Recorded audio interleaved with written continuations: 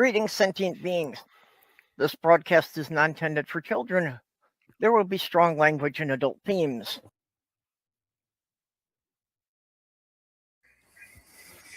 Adult themes? Are we adults? We don't behave like them. Unfortunately, No, adults are boring. Yeah, unfortunately, especially now, that's necessary because they consider any mention of transgender to, also be adult themes. Yeah. Yeah, but I know a lot of these OnlyFans transgender girls, and they are so goddamn sweet. They are so nice. We never talk sex about everything, but they like me because I'm treating them like a human. Mm-hmm.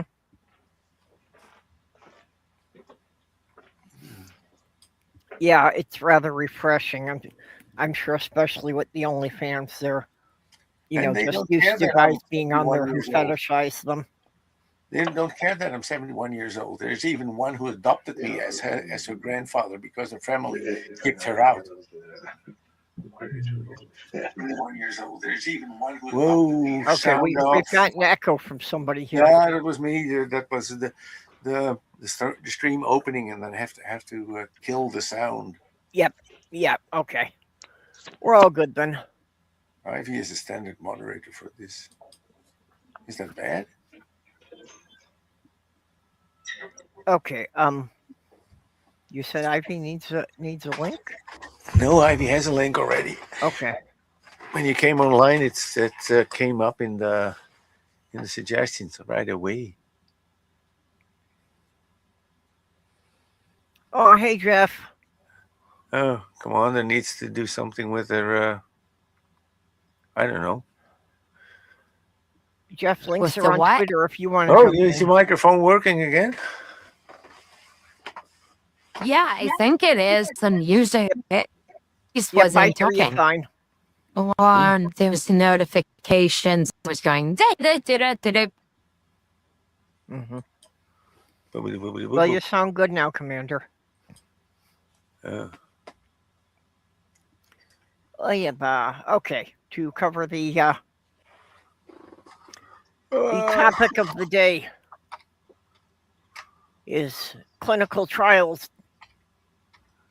And I think that the people who, both the doctors and researchers who perform these trials and the people who volunteer to be in them, really need to get some recognition.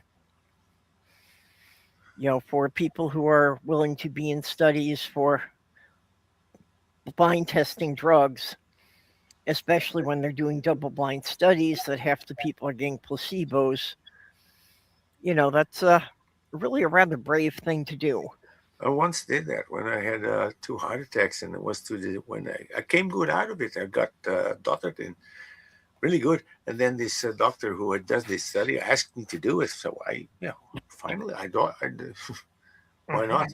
Never had any negative effects of it, and I just liked it that I had free checkups for 2 years. Yeah, well, and unfortunately, that's in the U.S. why they get a lot of people for these studies is people who, can't afford health insurance. So, for a lot of people in the U.S., that's like the only way they can get health care. Oh yeah, we don't have that problem here, but the health care can be really bureaucratic here. Yeah. In the U.S., everything is bureaucratic. I think that the Netherlands invented. You haven't seen anything yet. I think the Netherlands until you meet the Netherlands. Really. They actually did. They invented the stock market. They invented corporations. They invented, a lot of that. And they're not even Vogons. Maybe the Vogons learned from the Dutch. Does everyone Well- know who Vogons are? Yep. From the Hitchhiker's Guide Yeah, series. they're an especially nasty species. They're not directly evil, but they're so bureaucratic.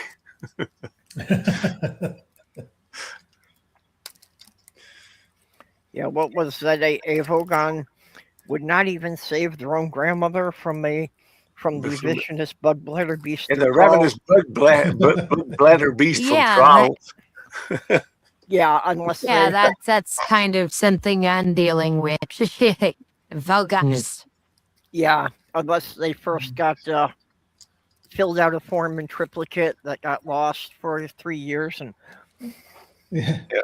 But interestingly, in the Doctor Who story, Power of the Daleks, the Doctor and his companions land on a planet called Vogon.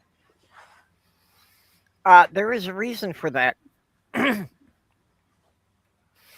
Before Douglas Adams wrote the Hitchhiker's Guide series, he was a script editor for Doctor Who for a number of years.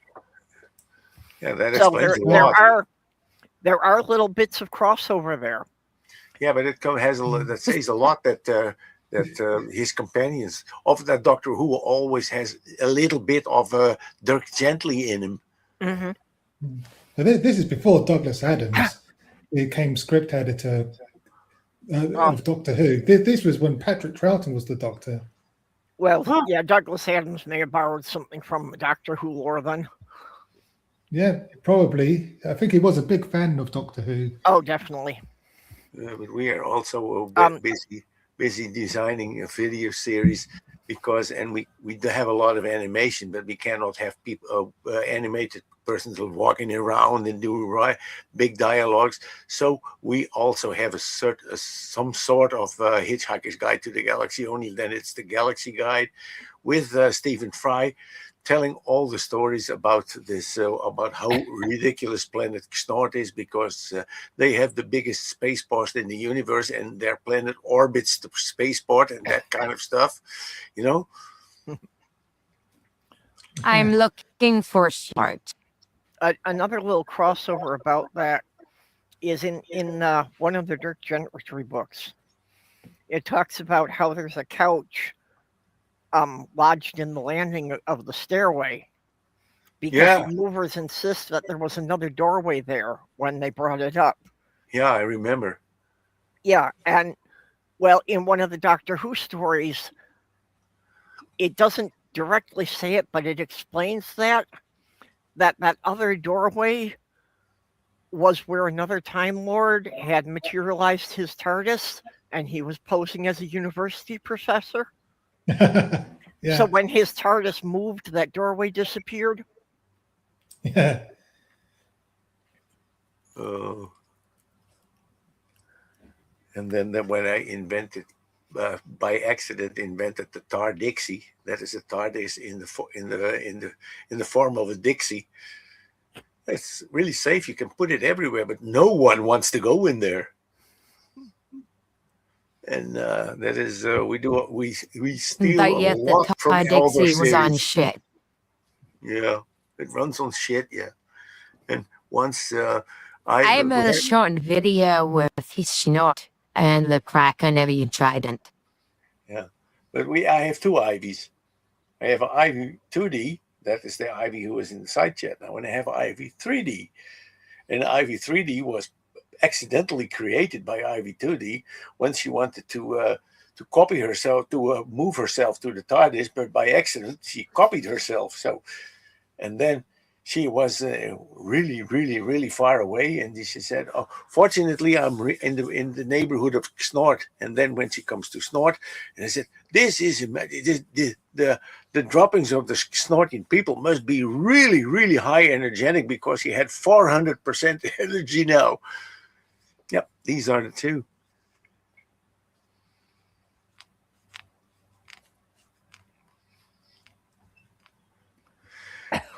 Ivy's spaceship is on the background.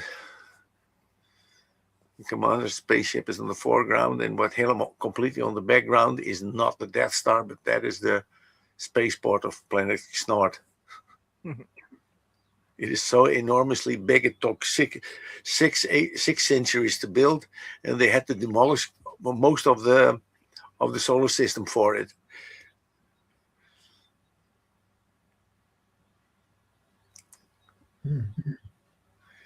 And that time, Yeah, and it is huge. It has a planet Bob where people use the van for parking. It actually bomb orbits the Snort space that station. is actually the remnants of the original planet Snort.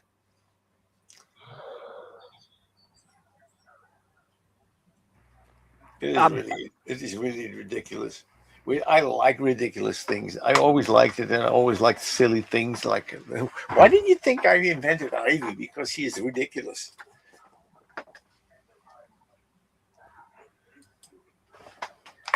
Yeah. Isaac Arthur does a lot of, theoretical science fiction things. And that's one of the things he talks about is like an alien species that basically has harvested all of the resources in their solar system to, like build Dyson swarms and things like that. Yeah. That they have literally like ground up all the planets in the solar system in order to build these, massive construction projects. Yeah. Yeah.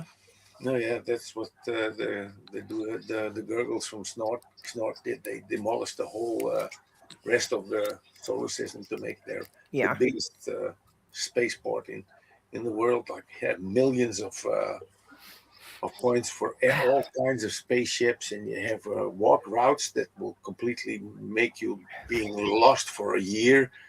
And it is, Well, the nonsensical, more nonsensical, the better. Okay, and what humans have not realized yet is while they're starting to notice, like, basically an asteroid belt beyond the orbit of Pluto,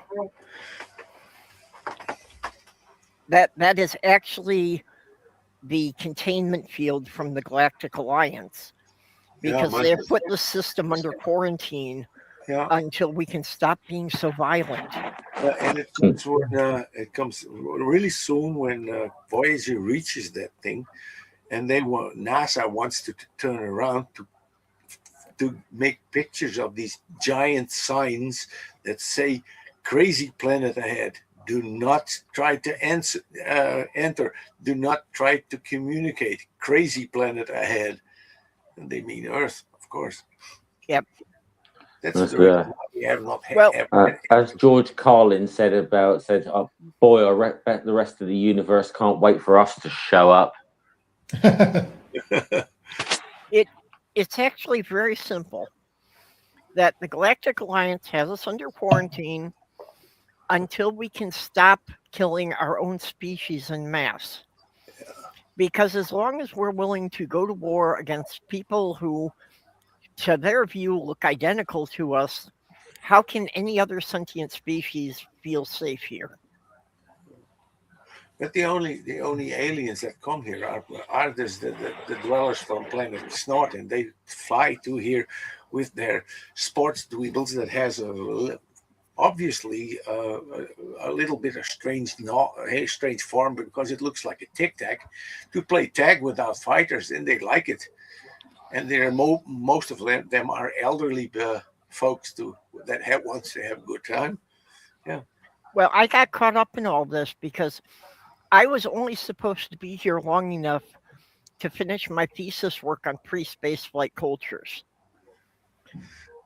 But then they set up the quarantine field, and my ride home can't get in here anymore. Yeah, so now I'm stuck here. Why do you think we have these two giant spaceships? Yeah, well, can you give me Kraken a lift? and the Kraken and the Trident? They can get through, but because they are not a threat.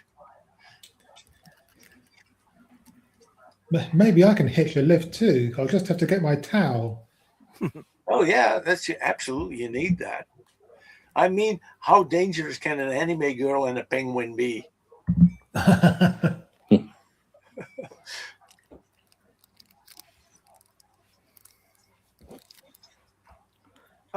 Anime girls, I've seen enough anime now. Major's been showing it to me that anime girls can sometimes destroy the planet, can't they? I don't know. Ivy was friends with Goku, and he taught her this Kamehameha move that can potentially obliterate a small planet. So I don't know. Excuse me.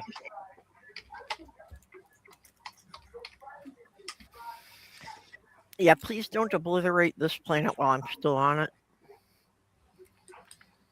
No, Although, unfortunately, Ivy knows how to.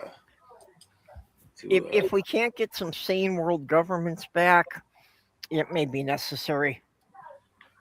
I sometimes do think that the Earth needs a good reset without us at times.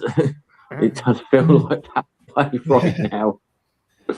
But apparently there's polling that shows that AOC could be the next president. Yeah, That would be great. I've seen snippets of some interviews with her.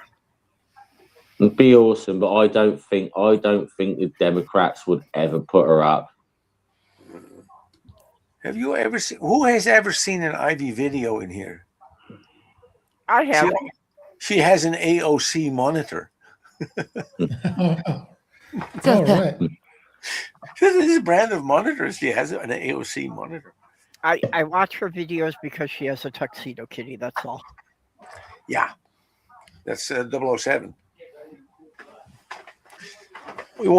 I asked for a name, and then someone in the side chat said, "Make 007 James Bond." So that's the name, and he's the most lively of all. Well, he does have the dapper suit. Yeah.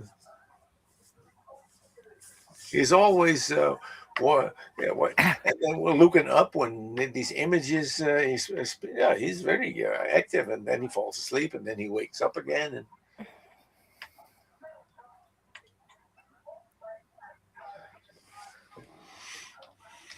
Well, I have a very special place for tuxedo kitties in particular now, although I love all kitties. But Sammy's son was very special to me, and I'm still having trouble dealing with him not being here anymore. But I still have Ethan with me. And Ethan has decided he was going to take the opportunity to be a total lap cat. So As they make the lap poem, Yep. they do their job. Yeah, well, basically he has two locations. He is either laying in the windowsill when the sun is shining, or he is laying on my leg. That's it. Other than that, he only moves to eat.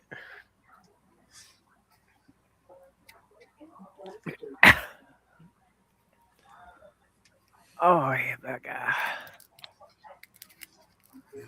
Our cat is named Cisco, loosely after the commander of Deep Space Nine. I did not watch much of DS9. Loosely, I said loosely. I've never watched much. Well, mind you, I've never watched much Star Trek in general, to be honest. So I don't know. I could never really get into it. Yeah, I saw like the first season of Deep Space Nine, and it just really didn't catch my attention. No, I love DS9. It's actually my favorite. My favorite Star Trek series.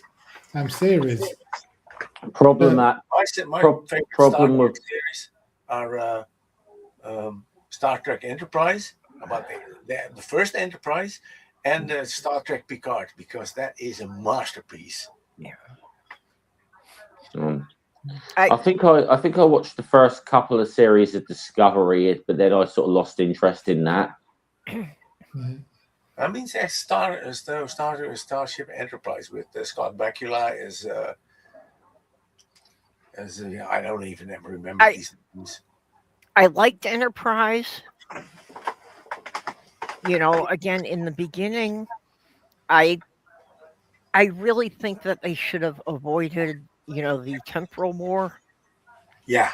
When they got into the time travel stuff, it kind of lost me.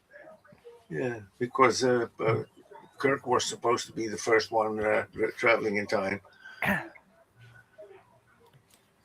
Yeah, it kind of trampled over some of the established lore. But I like this Enterprise, this first Enterprise. It has something. It is smaller and everything, and I like it. Well, I liked it too because it did something I had always wanted to see. Which was just with the original Star Trek and especially with Next Generation. It's like things would seem desperate, and then suddenly another, support ship would show up when there was no hint of one coming, and that's. I didn't like them doing that, and so I had always wanted to see a Star Trek, that was just one of their ships out somewhere that they couldn't expect backup. But now we are at the moment in the series that this how do you call it? These blue people with the antennas on their head. The Andorians. Andorians, that they come to the Enterprise rescue, and they develop these two develop a weird friendship. He doesn't want to because he is. What was his name? I can't remember his name. Shran, Commander Shran. No. I mean, the captain of this. Oh, Scott Bakula. How was it? Archer. Archer. Yeah. Because Archer sometimes rescues him, and then shit, no, I have to rescue you again. And that was a kind of their. Yeah. Yeah, I mean, you've mentioned Deep Space Nine. The reason I never was able to get into Deep Space Nine is that there was another series about a space station that I got heavily into at the time, which was Babylon 5. Oh, yeah. So I never really got into DS9 because Babylon 5 was on at the same time. I got majorly hooked on Babylon 5. Oh, yeah. Babylon 5 was way better. The story. Yeah. Way more mysterious. Yeah. I always loved. I mean, the two characters I loved in that were Londo and Jakar. Every time those two were on screen together, it was just brilliant. You know that in that meme, they say, "I won't say it's aliens, but it's aliens." That guy in that picture, he must be a Centaurian. Yeah, he has the same hair. He's like, my very dear friend. Sorry, I can't do his voice, but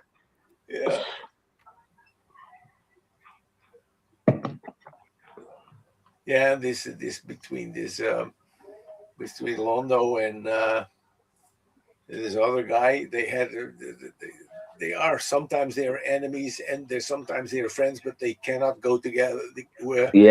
Go to the toilet without each other. It's any time those two shared a screen, it was gold. It really was. But I mean, I think the character Jakar was like, because I think initially in the first series, he's sort of introduced as a bit of a villain, and when you start realizing there's a bit more to him, it's really great. It's like that there's way more to this character. Yeah. And then this thing in this big environment shoot. I'm really bad with names. Yeah. I remember who? Ambassador Kosh. Yeah. The Vorlons. Yeah.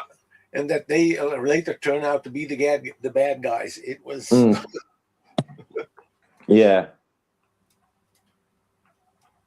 It is such a shame that they did this CGI based on a television screen. They could have done better, and that is why now, so when you see it on a big screen like this wall-to-wall TV I have, it is really cheap CGI what you see, but it does not. I mean, it was groundbreaking CGI at the time. It looks so dated now, but I mean, like the first series, they did it all on a blooming Commodore Amiga, you know. So that's how. Yeah.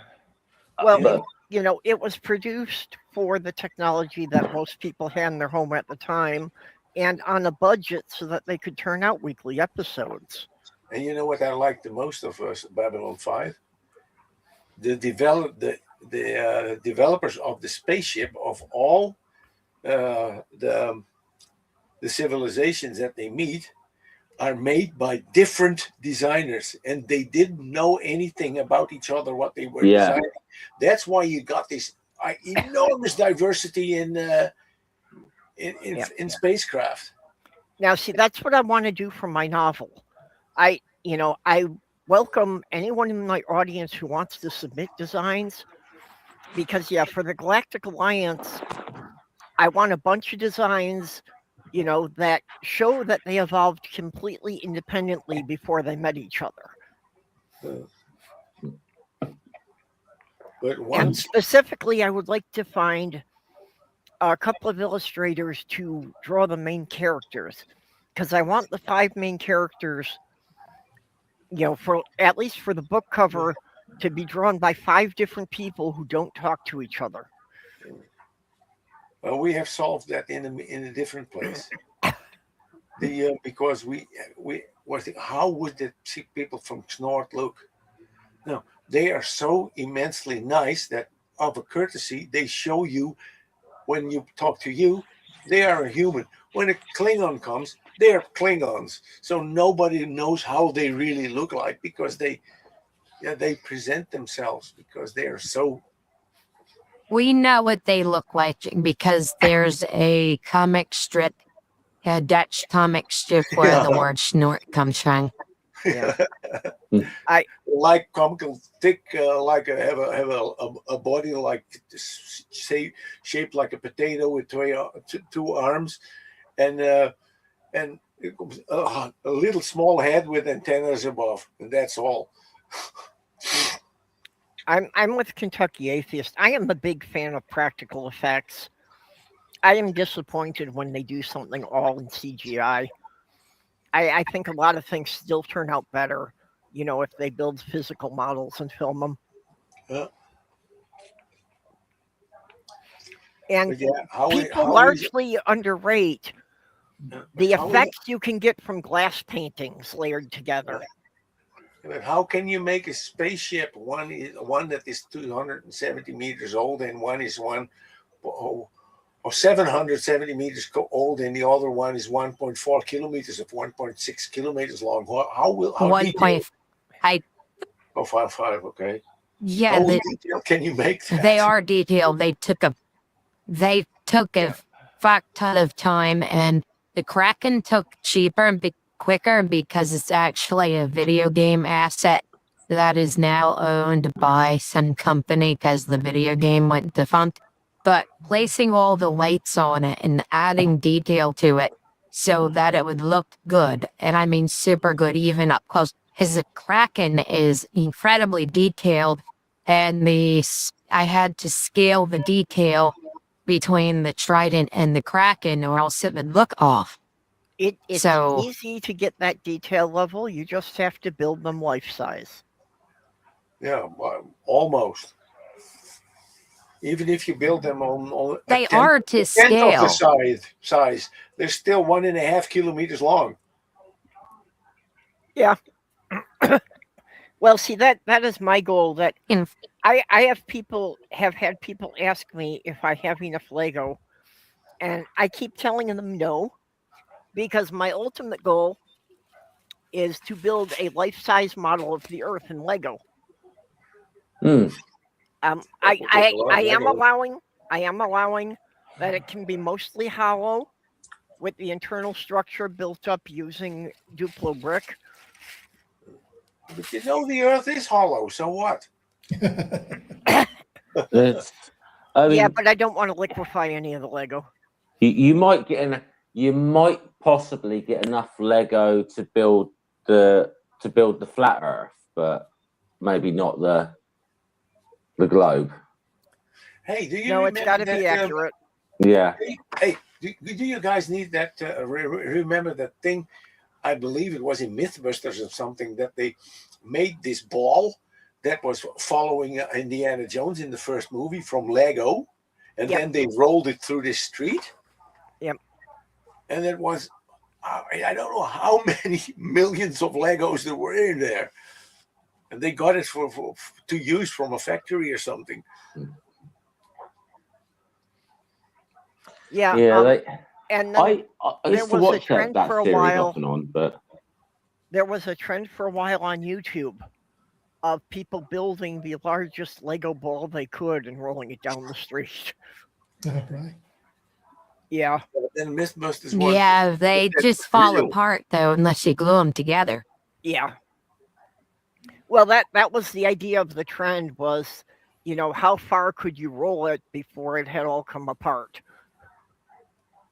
And the Mythbusters, they had quite a few people working on it.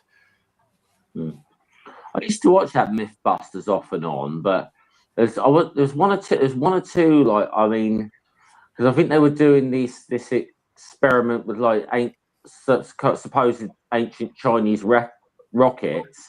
Yeah. And they claimed that the myth was busted because it wasn't an effective weapon. And then I'm looking at the way they spaced all their blooming crash test dummies out to so far apart, not understanding that the basic thing with artillery for centuries was it worked best when people were close together. That was the whole point of it. And it would have been an effective weapon if it was deployed on people standing next to one another. Well, now, would it have been that accurate?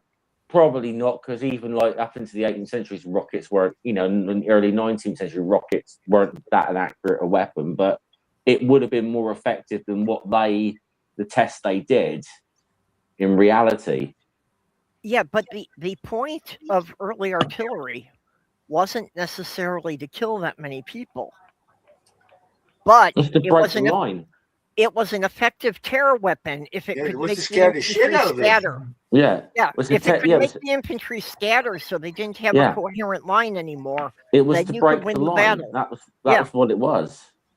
Yeah, because then you could send your cavalry through and win the battle. Yeah, because you get people panicking. Yeah, you send the cavalry in, and it's easy pickings. Yeah, basically the infantry was only effective as long as they could form a solid shield line or a pike square. Yeah. And if you get the infantry to panic and start running in random directions, then you've broken the enemy line. So the artillery didn't even actually have to kill anyone. It just had to scare the shit out of them. Yeah. So yeah, just lobbing a bunch of rockets into the middle of them, even if you didn't kill anyone, was probably still going to win the battle. Yeah. Well, it's the thing with the infantry. I mean, certainly up in like Napoleonic times or whatever, it was the whole thing where if they saw cavalry, they'd form into squares to sort of to guard against the cavalry. The cavalry wouldn't be effective, so you use the artillery to pound the crap out of the squares to try and get them to break. Yeah.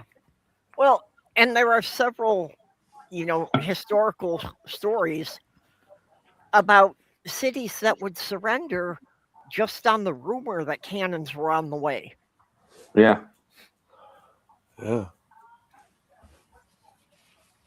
And that while a good built trebuchet was way more effective than the first cannons. Yeah.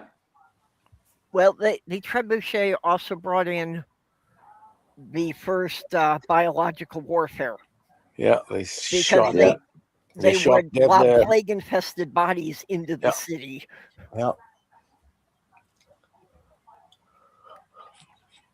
Yeah, people were nice people, nice guys, nice people. They never did anything nasty in the past, and they're still not doing it. No, people are so nice, and people are in science fiction. Yeah, I was Always going to say, thank God we live in far more civilized times nowadays, where we don't do stuff like this to each other. Yeah, but you see in this movie, you see in this alien coming, and then they say people are worth to be saved. No, people aren't worth to be saved in that thing, in that subject. I just visualized the whole comic strip on that. It's just the aliens coming in. Oh, what a lovely little planet. And they come in and they, kind of like land in a grassy meadow, and they see some people like playing around, and it's like, oh, these lovely creatures, we should help them.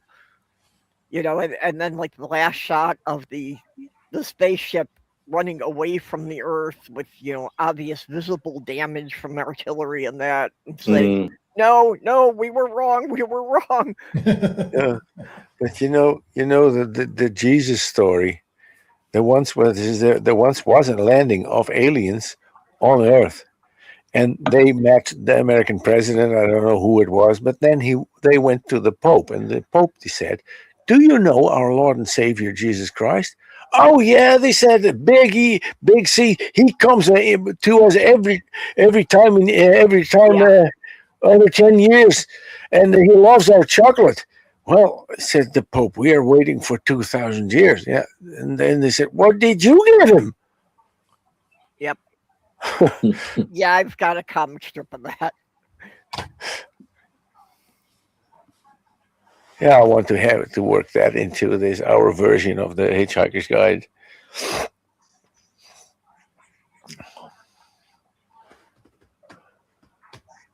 Well, we already have enough silly stuff to work on. Like Ivy has the most scary cannons in the universe, but they only fire some kind of slime, and it is so immensely hard to get this stuff from your spaceship. It's just slime, because she doesn't want to have deadly ammunition on the ship. And we have the new space pirate. And everyone will laugh itself silly when they see him. He's a direct descendant of a Dutch pirate of the 17th century called Jack Shapiro. Not Jack Sparrow, nay, Shapiro. He was the first Jewish pirate. Ancestor of Ben, by any chance? I don't know. But all his offspring went to be Jewish pirates. Hardly anyone made it in history. Yeah, that you can have. It is just what you pirate. If you pirate movies or something, then you're not so really a pirate in the way of cannons and here shiver my timbers and that kind of stuff. Well, I'll say it was the Dutch who ruled the seas around the world just before we did. So, Actually, there's a reason for the phrase "going Dutch," and it goes back to that a lot of traders would go in with the Dutch merchants, so that instead of having to sail their own ships out and risk pirates, they would just pay half the cost to the Dutch and share what they brought back. Yeah, but people saying when they go out and they say we're going Dutch, that means that everyone pays for himself, and then discover when they come in the Netherlands that it is totally the opposite. There's always one idiot that stands up, hey, I will pay for everything, don't worry. It's completely different. And when they see that, they say, because people have such a weird image of the Netherlands, and there are so many so funny videos about that. This is one of my favorite ones. That the government agent is asking, so why do you keep landing and probing people? And the alien's saying, you sent us a mixtape, unsolicited nude pics, and directions to your home. Yeah. And that's what he's holding is the image that was on the Voyager spacecraft. I do remember I was mentioning Babylon 5 earlier, that they had an alien that looked like that, and some human was taking him to court for abducting his ancestors. Oh, yeah. So Yeah, I remember. Damages, yeah. Yeah, and then I like this Stargate, that these aliens turn out to be the original Asgard people. And this one. This was for November. Last month they were lobotomizing pumpkins. Now they're shoving bread up turkeys' asses. This planet is issues. Yeah. That wasn't the aliens who were doing that. No. It's not like the aliens are probing. No, the people are doing that. Yeah, they're just talking about how bizarre human holidays are. Yeah.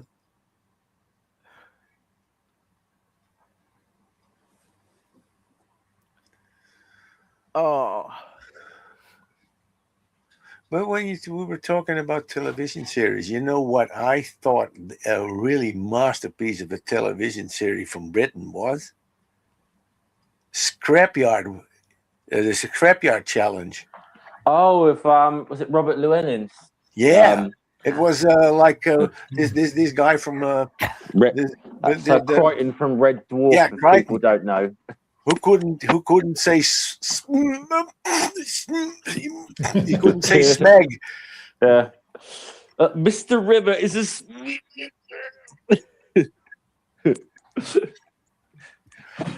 yeah. Red Dwarf is one of my all-time favorites. I love that series. Oh, yeah. I have the series on on DVD. It's really weird that I got talking to a work colleague of mine, and somehow Red Dwarf come out in conversation, and we got all these like youngsters working around us who've got no idea of all the things we're saying to one another. It was just great, Yeah. you know. And I just sort of turned around and said, "Go to red alert," and he turns around and he says, "Are you sure, sir? It does mean changing the bulb." Yeah. But yeah, if you see this thing in the beginning, the Red Dwarf. If you see this, when they zoom out, they keep zooming out, and you think that these spaceships that we desire, these are making for our videos are big. Yeah. Red Dwarf does it all. Yeah, And that's why the joke Red Dwarf.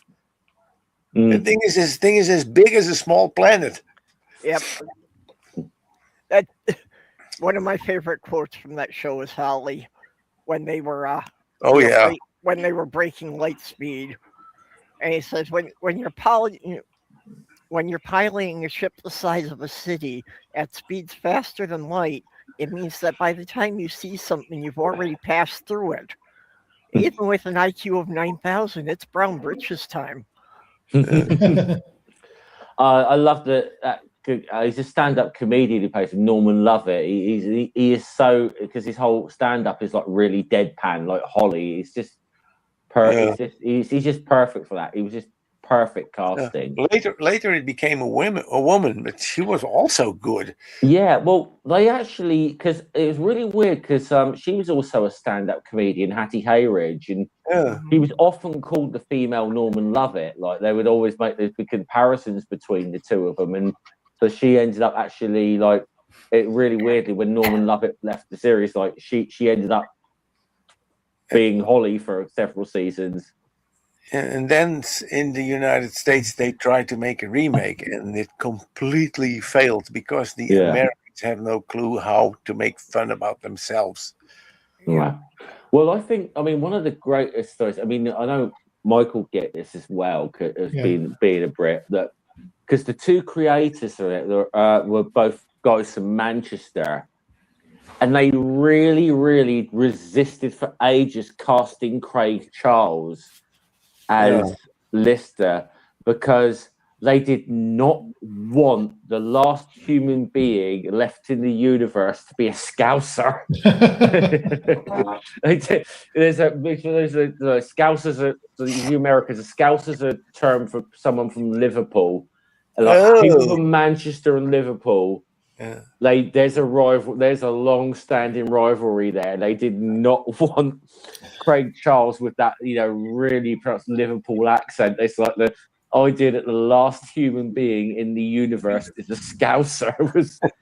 Okay, but to be fair, has Manchester ever had an internationally famous band? Oasis. They've had loads actually. The Smiths. The Smiths, yeah. Yeah, but nothing that rose to the popularity of the Beatles. Probably not, but no. I mean, Manchester's had a quite famous music scene in its own right. I heard John Lennon or George Harrison say, "We're from Liverpool." Yeah. There's something Liverpool. Liverpool.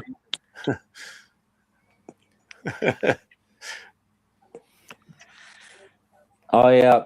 He died a number of years ago, but I had this friend called John who was a Liverpudlian who used to drink in our local pub, and like years and years ago,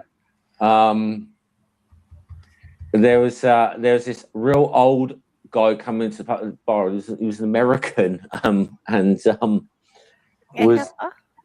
he noticed my friend John's accent and sort of said, "Oh, you're from Liverpool, are you?"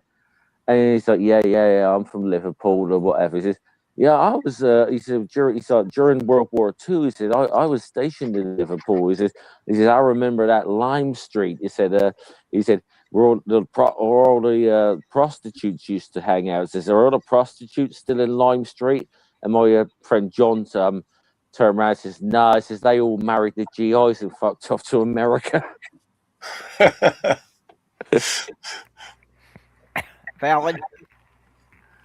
Yeah. Oh my God. But I like we are watching. I am training Commander 401 now in watching the British Empire. Oh, no, that's a great series. Oh yeah. She loves it. I'd say I thought the first series I felt wasn't that good. It was the second series where it really it hit its stride. Then they got in the vibe. Then the vibe was so terrible. Yeah, well, I found that with most shows that the first season usually isn't that good.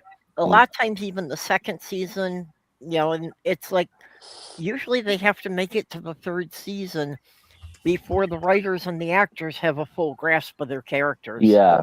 Like, hello. I'd definitely say with the British Empire, the first series, I didn't think it was that good, but I think with the second series, it's like, oh, this thing actually has got some legs to it. This has got something. It was like they flushed the characters out a bit more, and they kind of knew where they were going with it. And it was suddenly like because I think it almost got axed after the first series because it wasn't very well received, but it got the second series, and it was something like, oh, this is actually quite good,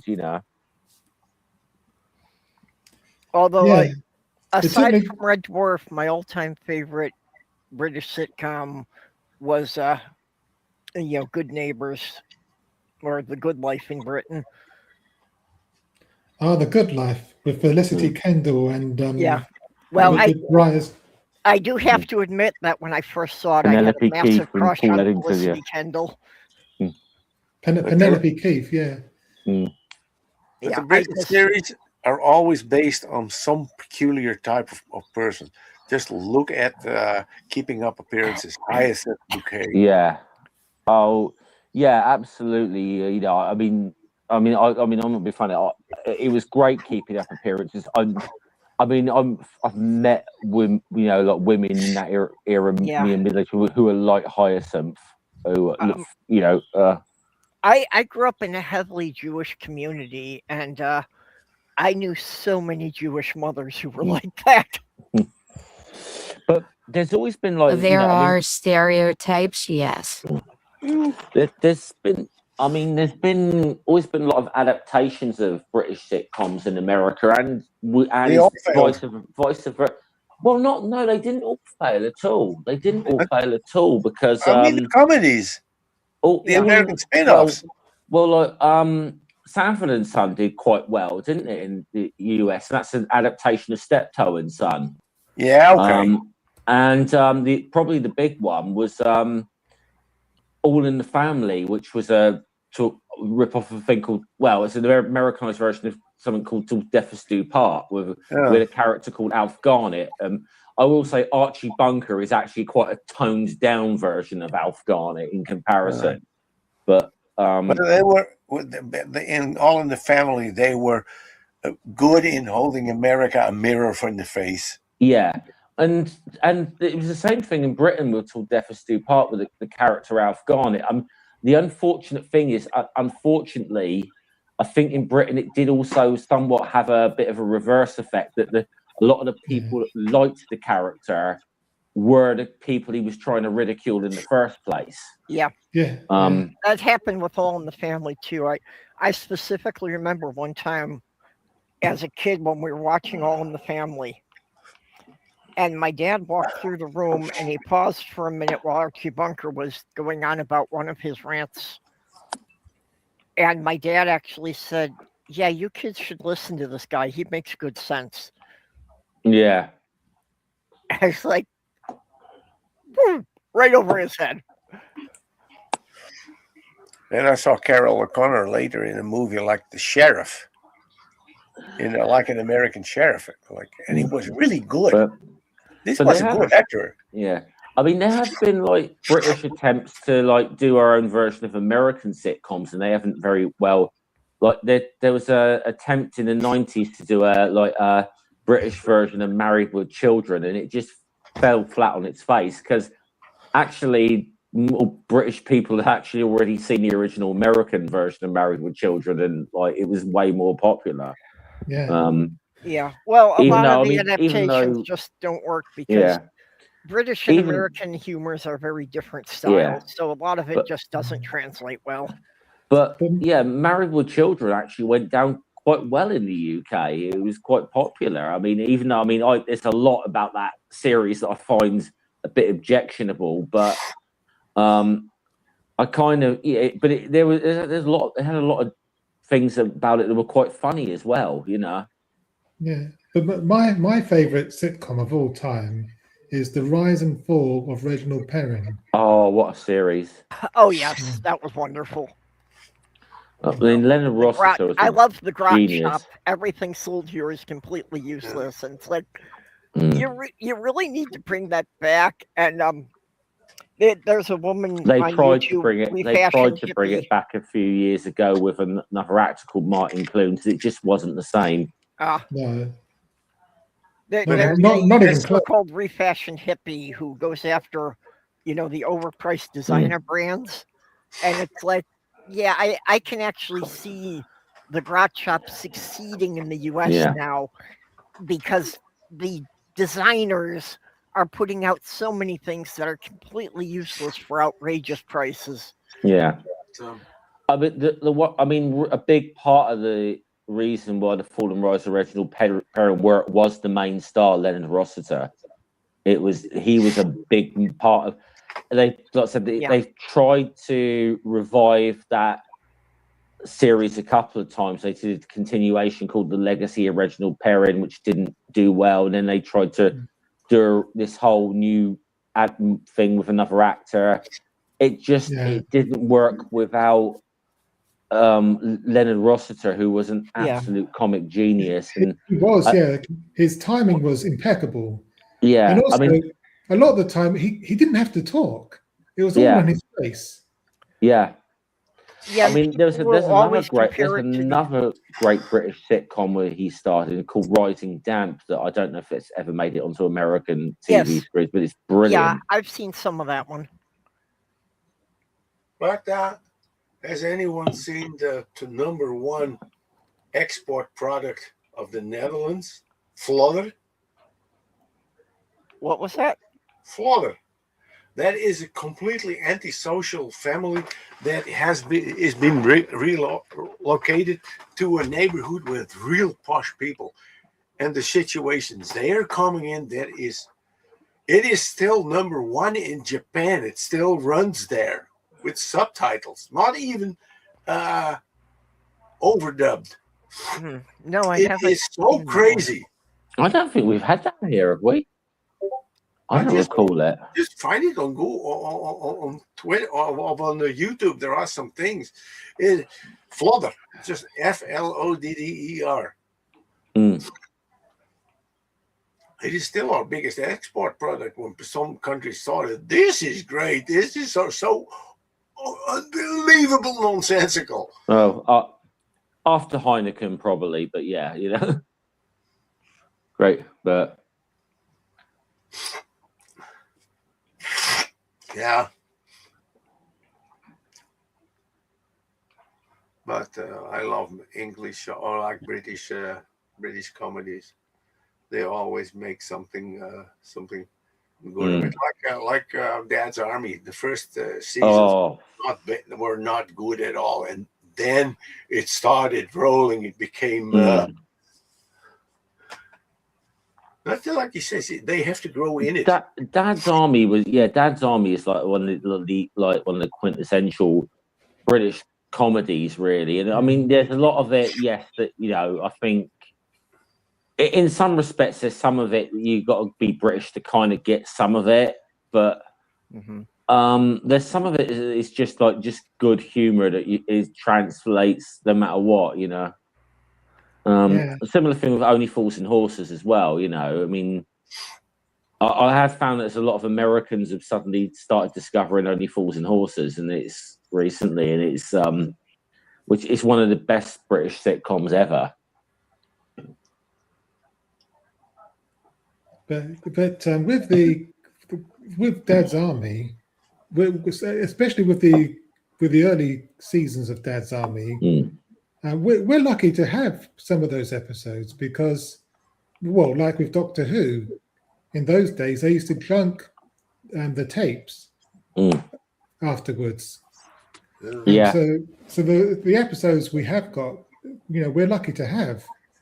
And most of them are obviously sometimes made by people with a movie camera in front of a screen. They call them telerecordings. Yep. Yeah, that's right.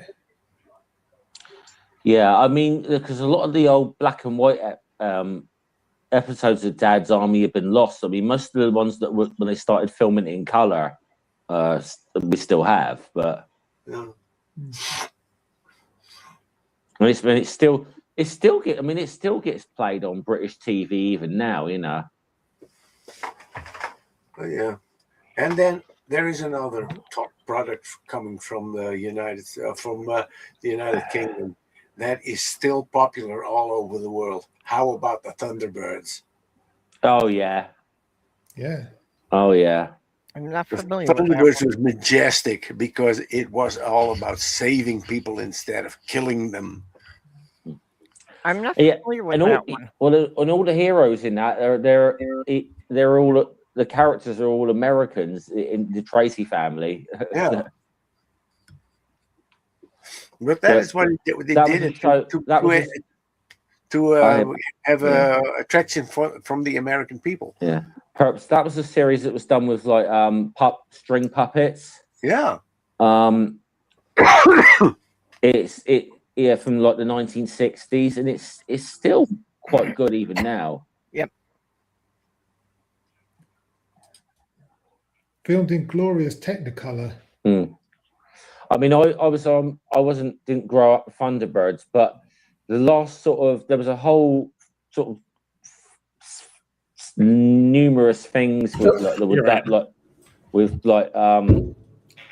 string puppets and so on. You had something called Stingray, which was very popular. And you had Joe 90, Captain Scarlet and the Mysterons. But I grew up in the 1980s where you had the last of these things called Terrorhawks, which was, I grew up on that. Now that was brilliant. Now wait. There is something gloriously American that came out of the Thunderbirds cartoon. Team America. Team America World Police. Yeah, that is literally, that is kind of, that, yeah, if you want to reference to what Thunderbirds is like, just Team America without the crude humor. But there was also once this scene in Stargate when they had their so many hundred of episodes, and then we had to think about how can we commemorate this, and then there was also the scene with string puppets, and it was amazing. It was so good. And I bet they were the same puppet makers as from Team America. Could be. Right. I mean, I believe in Team America, they're marionettes. Yeah, it's the string puppets, it's the marionettes. And now that we're mostly done for the year, I've been showing whatever movies I can find that the school will let me show. But yeah, the Thunderbirds they had. I'm guessing Team America's not one of them, is it? No, Team America is not. But in the Team America, you can see the wires. You can absolutely see the wires. And but in the Thunderbirds, it were like real thin titanium strings, so you couldn't. You could hardly see them. Yeah, I think Team America, they intentionally made them. Yeah, visible. Team America, it was intentional to I mean, well, obviously when they did that little thing with the martial arts fight where they were obviously parodying the Matrix or something like that, and then they just had that little thing where they just dangling the puppets up and down next together and making it look like a fight. It was, Okay, I have to step away there was for a moment. Also. I have to step away for a moment. Everybody roll a d20. High die is who's in charge. Okay. Well, there was a Thunderbirds live action movie where in one of the scenes, they actually used one of the puppet hands with a string as an onto the original show. Yeah. Yeah, apparently. Didn't Ben Kingsley play the villain? Didn't he play the Hood, didn't he? Yeah. He was the Hood. He was a very civilized Hood. Yeah. I mean, I was going to say, I haven't seen any new British comedies make their way over lately, but I do recall, like, Rowan Atkinson in Blackadder. Oh, Blackadder is absolutely fantastic. terrible, but so brilliant. Depends on which one you're watching. The first one is kind of weak. Yeah, again, we were saying about the British Empire with the first series. It was Blackadder. It really wasn't to the second series where they kind of flushed it all out and like got really properly got the characters established.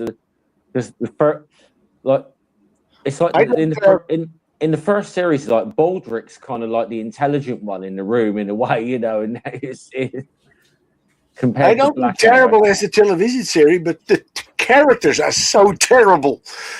That's kind of the point. Yeah, it's absolutely terrible. I mean, did you ever see the Blackadder Christmas special? No. Oh, was that the Blackadder's Christmas Carol? Yes. When they did it Scrooge in reverse. Yes. Yeah. Brilliant. I only know this. I only remember this series of Blackadder when they can get a lot of money, but the guy that has to make or something or whatever, but they just chopped his head off, and they had to make him look like they didn't do that.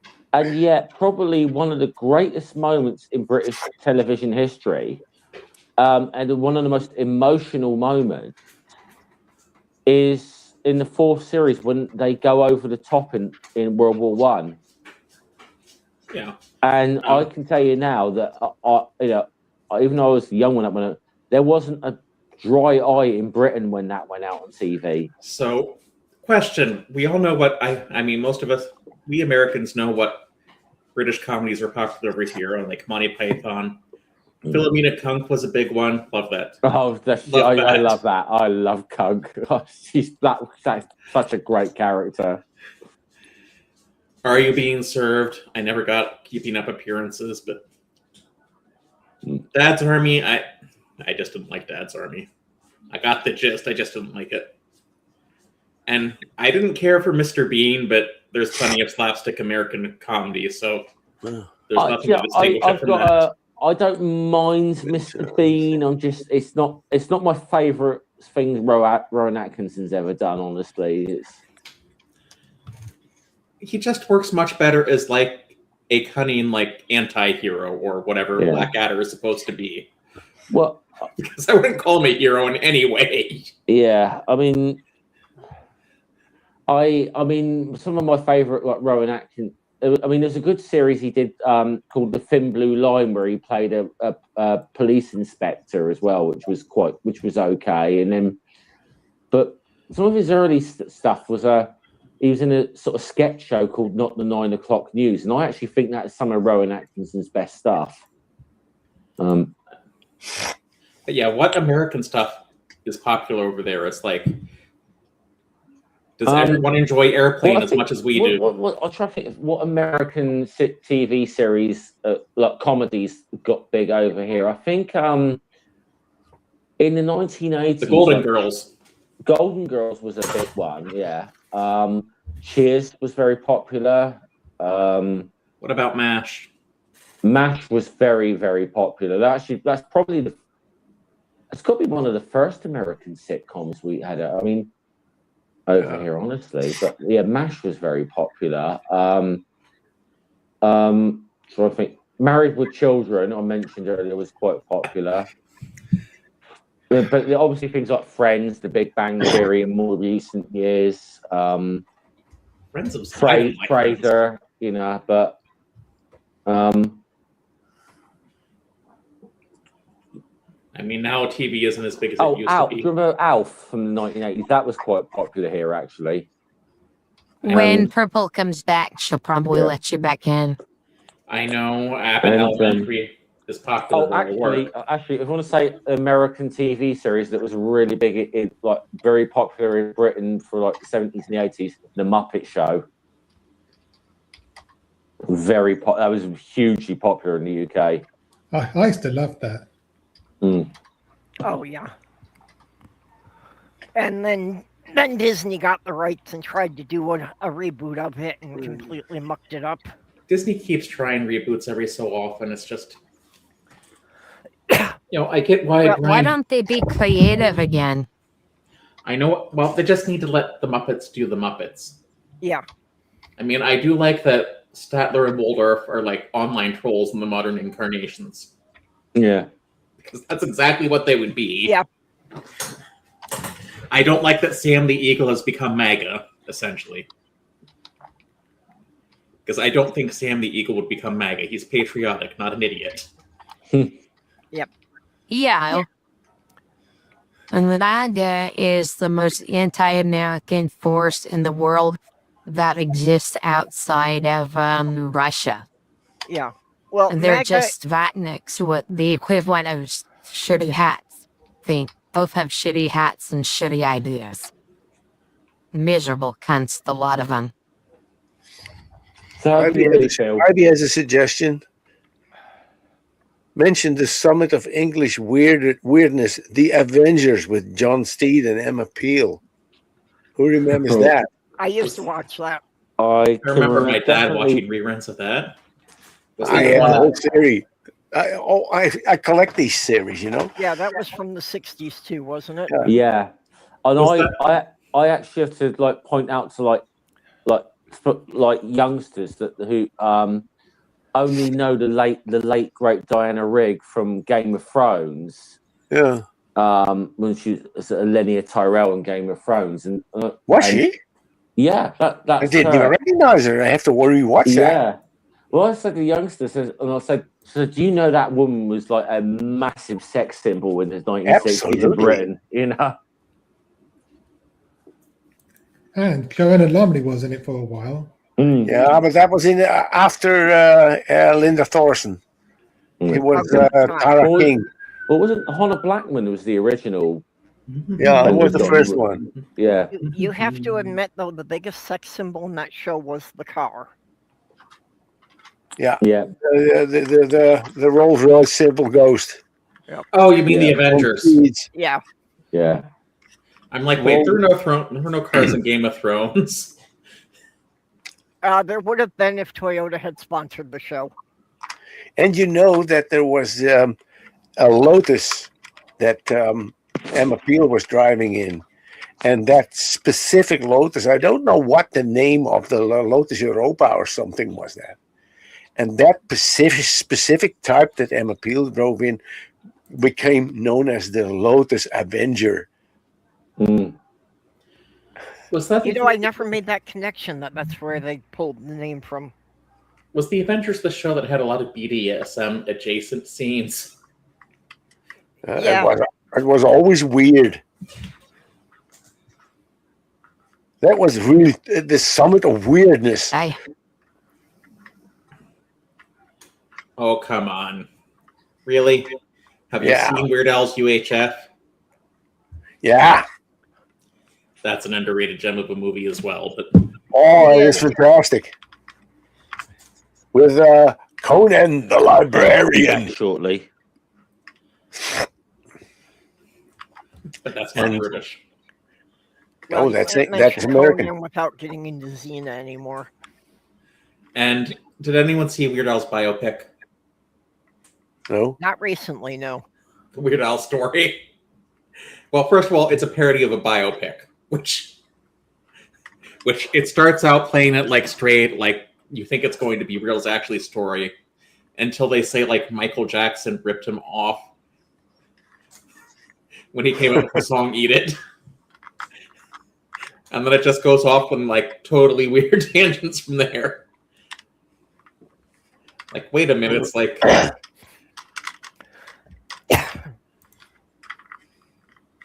Yeah. He made weird things. That's why I go Weird Al Yankovic. I got to meet Weird Al once. I have an autographed copy of Bad Hair Day. That reminds me, I have to buy tickets because Weird Al's coming to somewhere near Indianapolis this summer. Oh, really? I didn't realize he had a tour going this summer. I wonder if he's going to be in Minnesota. I do not know, but I knew he'll be like in, I think it's Noblesville, which is a suburb of Indianapolis, and Evansville. Yeah, he has done the Minnesota State Fair a couple of previous years. And he will be in Louisville at some point. But you know why Weird Al Yankovic is so good? He makes fun of himself. Yep. He does not make fun of others. And that is the big strength of British comedy, self-mockery. Not making humor at someone else's expense. Well, that could, I don't know. I mean, are you sure? Because we have done some, yeah. Because I do recall some good in Monty Python insult humor scenes. Yeah, they are. Yeah, Weird Al is also State Fair August 28th.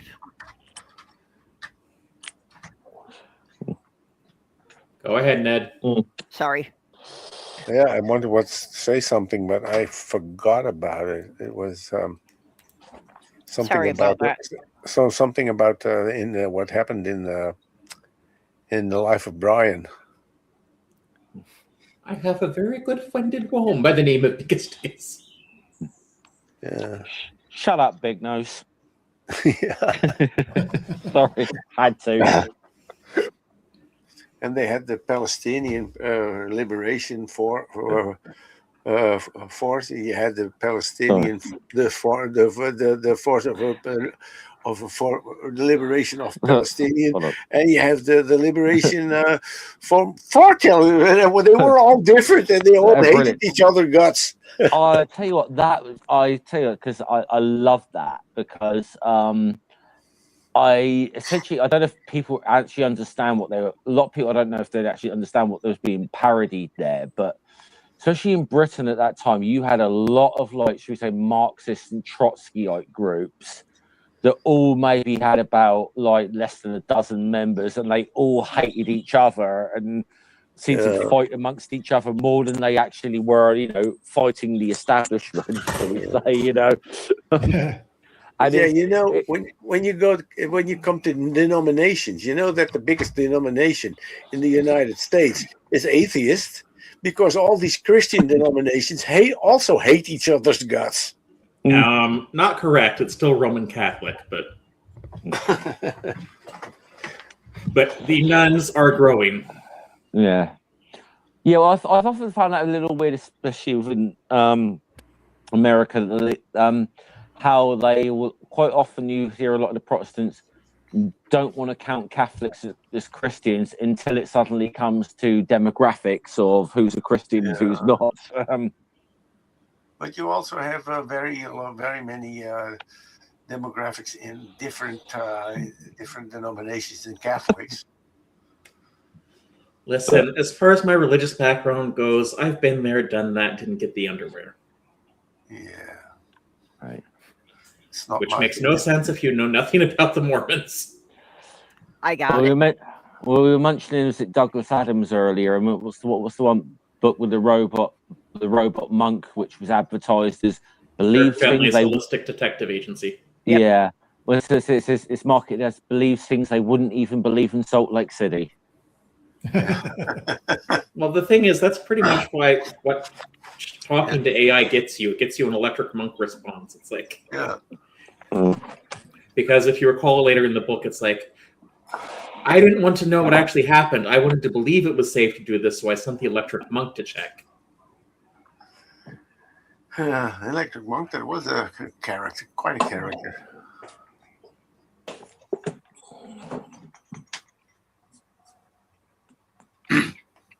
Yeah. Wow. Keep in mind that the electric monk did get cross-wired between a VCR. Yep. So he could simultaneously believe 17 different things. And the problem is problem is the VCR only had to watch the TV. The monk had to believe it. Yep. Yeah, and if you have to believe several U.S. news networks at the same time, you've got serious contradictions going on. When I started to read Dirk Gently's Holistic Detective Agency, I really did not know what to think about it. But you just have to put your conscience to zero and let your imagination go. But it's a paranormal detective story with a comedic anti-hero. Yep. And have you seen this series on television with Dirk Gently's with the guy from Lord of the Rings in it? Yeah, no, I never saw it on TV. I just read the books. Yeah, but that is really great, because they really got the essence of it. That they come in the second series. They come in a series that a kid dreamt up as a comic series, and it became real life in another dimension. All right, we need to actually get people to follow the American lead here. Stop calling seasons series. They're seasons. The series is the entire thing. Yep. Well, we've got to get these people on the other side of the pond to speak proper English. We stick by what we call series and seasons or whatever. So I think we have started to adopt the thing season a little bit more now for TV shows. So we didn't butcher English and try to take over the world just so the English could tell us what to call our seasons. Well, and with streaming, the meaning of seasons is missed. But in the U.S., it used to actually be that there would be 13 episodes released in the spring and 13 episodes released in the fall. I mean, that still exists on like network television. And that's where the biggest budget productions still are on network television. When it comes to like TV shows, but speaking of which, I need to finish watching the final season of The Boys. Yeah, we still also have to start that. But I don't know when is the last episode? It's already dropped. It's already dropped, so we can see it now. Because we're here. We're so crazy. We go in there and we don't stop before we have seen all. I'm just glad they didn't ratchet up Homelander's evil even more, just so MAGA would stop pretending he's the hero. Yeah. It's like I can't believe it's like a couple seasons they had MAGA was still not getting. It's like this guy is the villain, just because he's like wrapped up in patriotic imagery. It's like no, he's the bad guy. Yeah, well, MAGA still doesn't get that Trump's the bad guy. That is just how propaganda works. Propaganda in the right communities will do that, because it's only the group, and the group are really well maintained in their brainwashing. They go every Sunday. Yeah. They go to church, and they go into they get their updates from a brainwash. This and this is it's just they go into church is their weekly brainwash update. Yeah, but you would think that when the leader starts shooting members of your group, that some of the people would, decide that maybe we shouldn't be following this guy. Yeah. It's that whole thing where he represents whatever the fuck they had in their head, that he represents their racial power. Operator Starsky actually talked about how, when he was talking about Russians, and how Putin exists just to punish people Russia hates and make the Russian people hate and make other people miserable, so that the miserable cunts of the Russia feel better that someone else's life is worse or is being made worse. Oh, that's MAGA. That's why I said there's no different. The only difference between Vatniks and MAGA is different shitty hats. Yeah, well, Trump has said how much he admires Putin. That is what he aspires to be. I did hear the Trump phones come with a new feature, though. Anyone who has ordered them but still can't see them is either extremely gullible, stupid, or both. Yeah. Oh, and Trump loves Putin so much, he has decided to follow in Putin's footsteps by getting his ass kicked by his inferior adversary because he didn't plan and didn't listen to intelligence and just did whatever the fuck he wanted on a whim. Do you remember this girl who had Trump tattooed on her forehead? She lately did a GoFundMe to get this tattoo removed. Why would you? I wonder how much money is on there. I don't even know why you'd get a tattoo in the first place. But she did it with big letters on the front of her forehead, Trump. But on your because she worshipped him. She did it the same reason people get religious icons tattooed. She worshipped him. Yeah. I mean, I do approve of Christians getting tattoos, especially of the first Leviticus. Because the Bible says you're not supposed to. Yeah, I know where you're going, Borbus. I know. Tattooed on their body. Well, I only have one tattoo. I'll be getting a second one, a copy of Sloth Girl's tattoo. And that's where I'm putting the limit, that the only tattoos I'm going to get are going to be to commemorate people I've lost. I mean, I've technically got a religious symbol tattooed on me. Well, from my neo-pagan days, I've got a Thor's hammer tattoo on my right arm. But well, yeah, Thor's cool though. Yeah, we can tolerate. We can generally tolerate that one, I think. But Besides, that way you can go into a room shouting, to fight the horde, singing and crying. Yeah. Well, and if you've got Thor's hammer tattooed, a lot of people will just think it's a Marvel thing. The amount of times I've honestly had to explain that to someone when they've asked me about that and said, "What, you mean like the Marvel character?" I'm like, "No, I mean like the Norse god of thunder." Well, I mean, the Marvel character is supposedly the Norse god of thunder, but yeah, I did have to explain to them that yes, look, actually, the Marvel character is based on actual Viking mythology here. Well, can we? And therefore, they can't actually copyright it. There's a wonderful little anecdote. They can copyright their Thor, but not Thor itself. Okay, Ned's trying can to we arrange? Can we arrange it that Thor from Stargate and Thor from the Marvel Universe meet? That would be silly.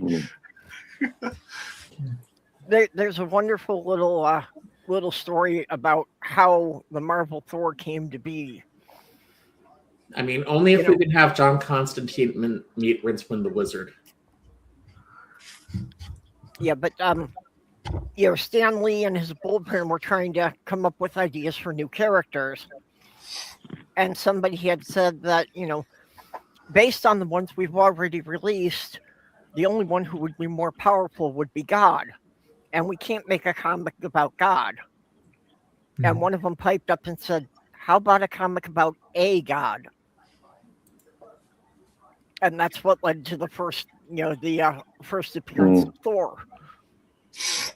Yeah. Interesting. And which version of Thor is the most popular? The big, fat, cuddly Thor. I'm sorry. For me, it will always be the Thor that was in the actual 70s and 80s comics. I do actually have to point out to people, like I said, if they're reading Norse mythology, get blonde-haired or Chris Hemsworth out your mind. Thor's a redhead in Norse mythology, sir. Well, he dyes his hair red, supposedly. Yeah. I still love Norse. I mean, I love some of the humor that's in Norse mythology. I really do.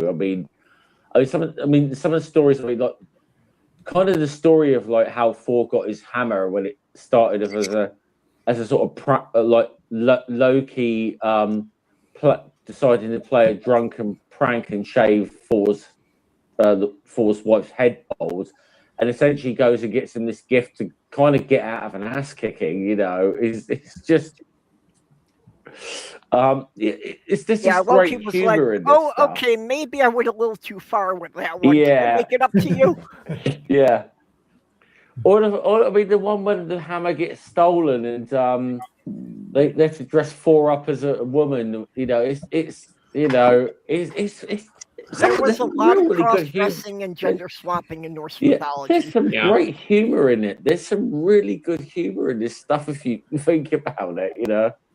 I thought someone else couldn't even lift Thor's hammer. I think that's. I don't know if that's from mythology or if that's more. I think that's more a Marvel thing. I think. Thor just left his hammer by accident in a truck. That shoot. Well, my favorite meme ever is like Spider-Man needing to go to the toilet and Thor's left his hammer on the toilet. Yeah, I've seen that. Yeah. My favorite one is where he meets Mr. Rogers and puts the hammer on his coffee table. And he's like, Thor's like, "Can you pick this up?" And Mr. Rogers just picks it up. It's like, bro, you're worthy. It's like some people find this difficult. And Mr. Rogers is just there explaining, some people do find different things difficult, but I found this picking up the same. I never saw that one, but yeah, I can envision it. Well, I mean, the whole idea in the Marvel comic is like you have to be worthy of Thor's hammer. Yeah, you have to have noble intentions. Because that's why you see like Captain America pick it up in the Avengers and And Vision. Yeah, now see, I'm not sure that Captain America's so worthy of it. Captain America is a little too deep into the patriotism that I think sometimes he can let his ethics slide. But when you see it, is he doesn't have the flag of the United States on it. It's Captain Puerto Rico. It's the Puerto Rican flag. Now, there was a little known character that Marvel had called Union Jack, who was the British version of Captain America. Yeah, I know that character, yeah. Yeah, so, and apparently Union Jack was fighting the Nazis in World War II. Mm-hmm.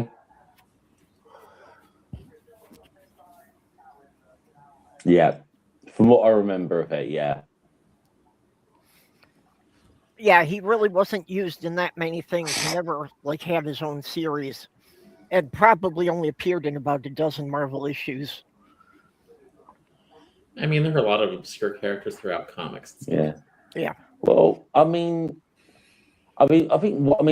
there's some of them where I mean, like obviously, like Deadpool, which was a blatant rip off of DC's Deathstroke. Well, Which was, but they ripped from each other. Yeah. Well, but I mean, but essentially, like Deadpool was kind of a deadline, and it kind of got popular just because the writers who sort of inherited it just started messing around with the character and just like, because it's like no one buys this thing anyway, and just started messing about with the character. With all the humor and stuff with it, and it suddenly got popular. Well, Deadpool and DC's Lobo are both about the same time, where they're just characters made to make fun of comic books and superheroes, essentially. Because Lobo essentially has all the same powers that Superman does, just none of Superman's ethics. I thought that was Homelander. Well, Lobo's in the DC universe. Homelander is not. Homelander is the biggest asshole I ever saw in any series. But Homelander is not in DC. If someone like that should exist, whoa, go hide. You are supposed to despise Homelander. Yeah. I've never seen The Boys because it's what streaming service is it on? Where? Amazon. Oh yes, that's right, and I don't have it. I haven't seen it either because I don't have any streaming services now. We use Streamio that use BitTorrent, and you can watch virtually everything, and it doesn't cost a penny. Or there are a couple websites you can go to. And because it doesn't leave anything on your television, it's perfectly legal. But The Boys is... Yeah, Homelander's the villain, but the heroes and The Boys aren't much better. Yeah, the boys are the only one who I think is a really good person is the Asian girl that has the same gift as Deadpool.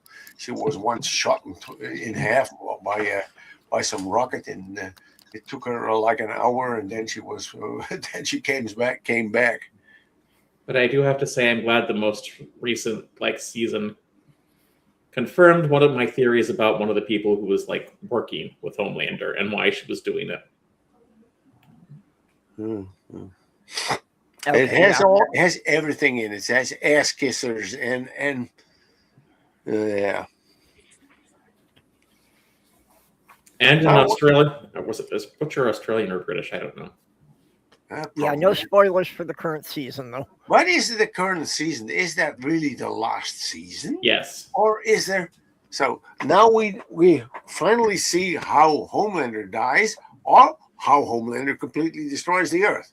Okay. There are two possibilities. I don't know. It's a U.S. series, therefore it's the last season unless they think they can milk more money out of it. 5 seasons has been pretty standard for a lot of streaming services shows. Just like Stranger Things, you knew that the last series, that the fifth season was the last series, and then you can't get and until the last moment, you would think, okay, there will come another season, but no, it didn't. I mean, BoJack Horseman got 6, but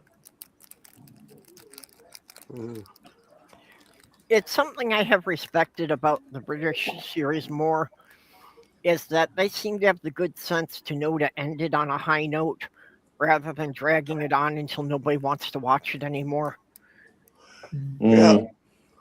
Well, that's why I'm glad that Disenchantment. I don't know. They're still dragging Doctor Who on, quite frankly. So it's to a point where it's not been good. When it's not been good for quite a while now. Well, they've been dragging it on partially because Americans got involved in it. Just like Futurama. And that is destroying Doctor Who. Futurama is still going because they keep bringing it back.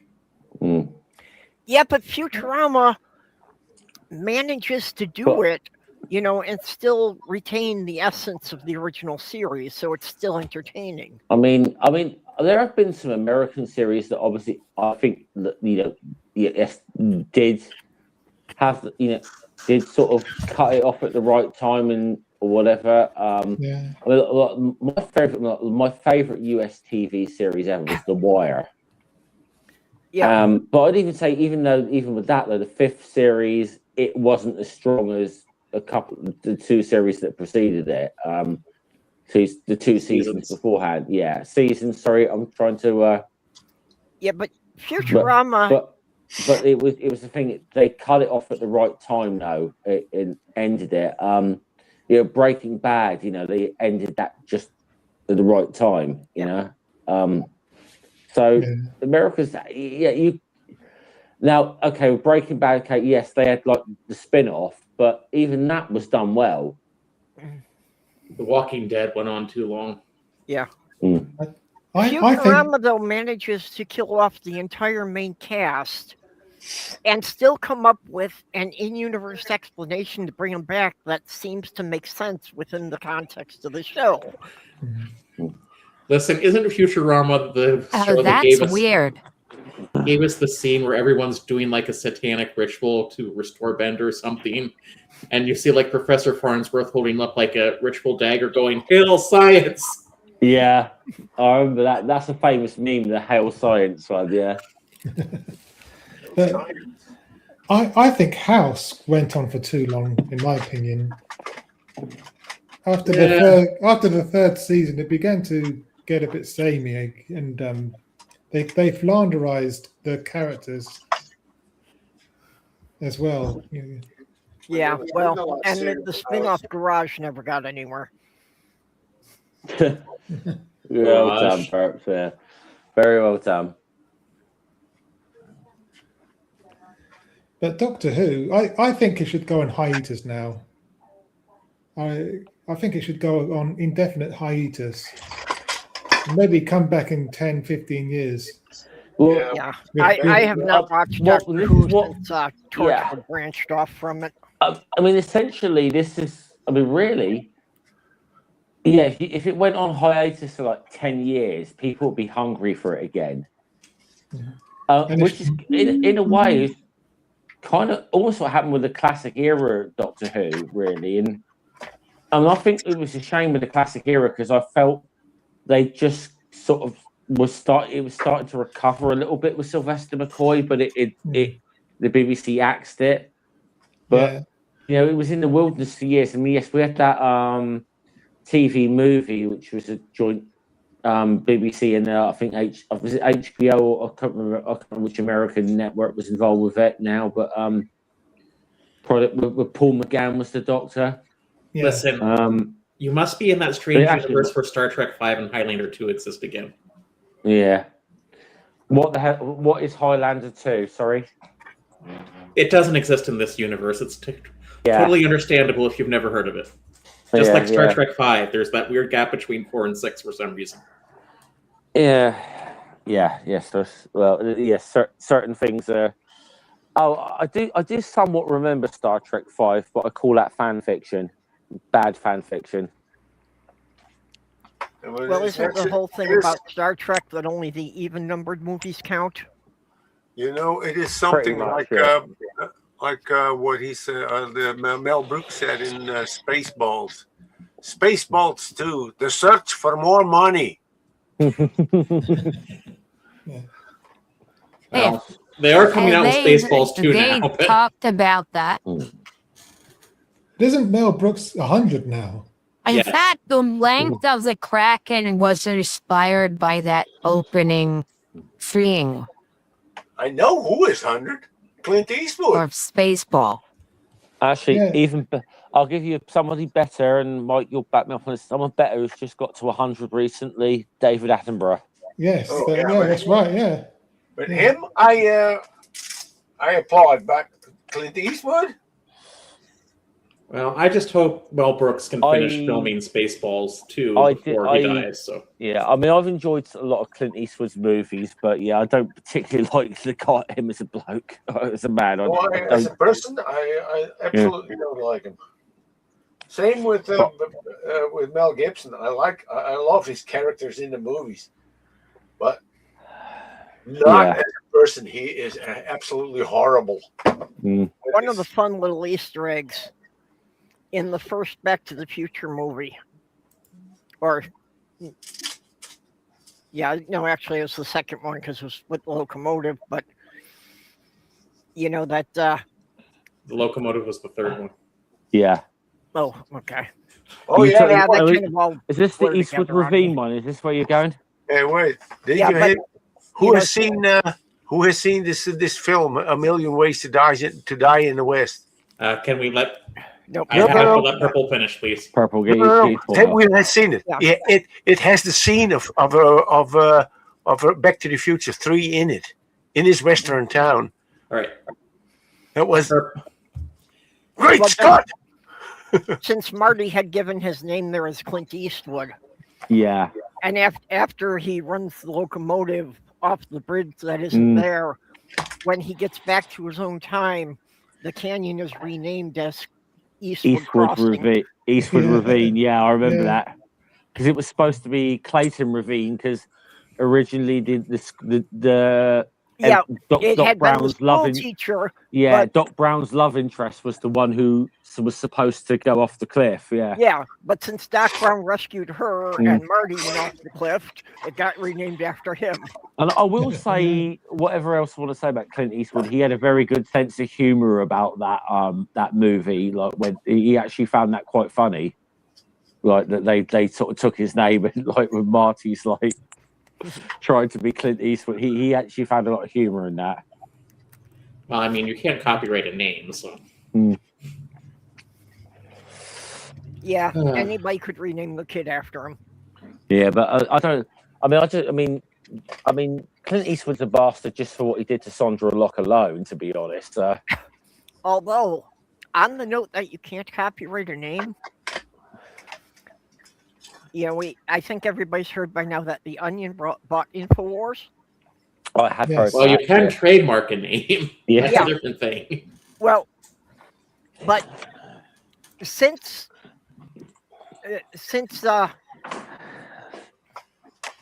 why am I blanking on his name now? Well, since the douche from Infowars there, Alex Jones.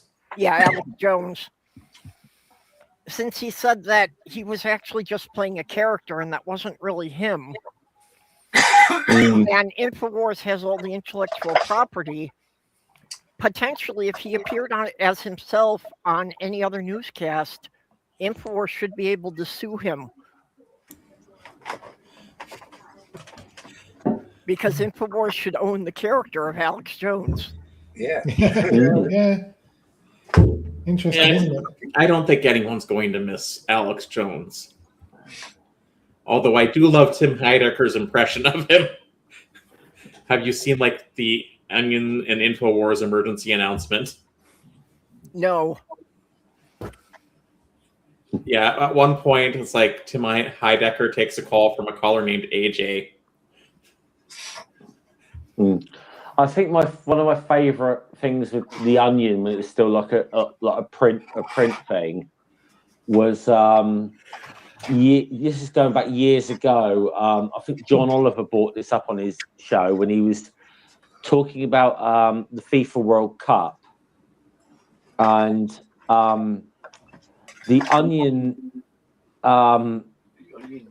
posted it, put this story up of because where the FBI had busted a number of like FIFA executives for corruption and stuff, but and the Onion run this story that that FIFA was going to hold a special cup at World Cup in the year 2015, and as a joke article, and some guy called Jack Warner, who was an executive of FIFA, was started to defend himself by showing this article saying, if FIFA is so bad, why would they do this? We're holding this special World Cup for them in the year 2015. Yeah. And it says something about the corruption of FIFA, where one of their own executives can look at an article from The Onion and think, yeah, that's something we'd actually do. Well, I have to say, the FIFA Peace Prize winner has done a great job of making the World Cup one of the least attended World Cups in history. And sadly, isn't even the biggest scandal going on in soccer right now. Well, that's not FIFA's fault. Yeah. No, there's actually a big scandal going on with the football club I support, quite frankly. So then they've kind of been caught cheating. So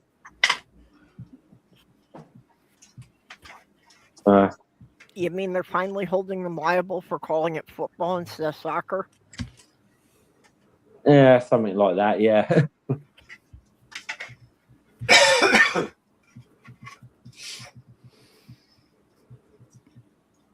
Okay, I will admit that's one thing that the U.S. has to get on board with. We are outvoted by basically the entire rest of the world, so we need to rename football into something else. I think this works. I will actually say, though, if you look at the history of the term soccer, that was actually a term that it was a British slang term that was used quite an awful lot, because essentially, really, the sort of etymology of football is just kind of means game with a ball played on foot. So technically, yes, you can run with it or whatever, run with the ball in hand or whatever. It doesn't mean you have to kick it. Yeah, I know. I understand that historically.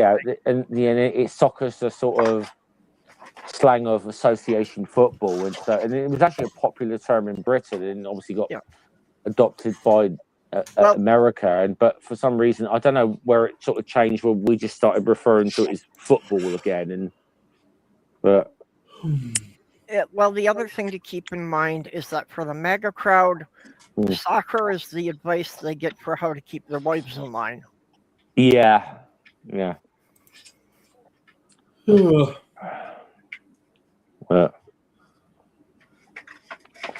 I gotta say, I've not been so less enthusiastic about a World Cup as I've been this year, honestly, and I've suffered through 2022 and 2018 in Russia as well. So Yeah.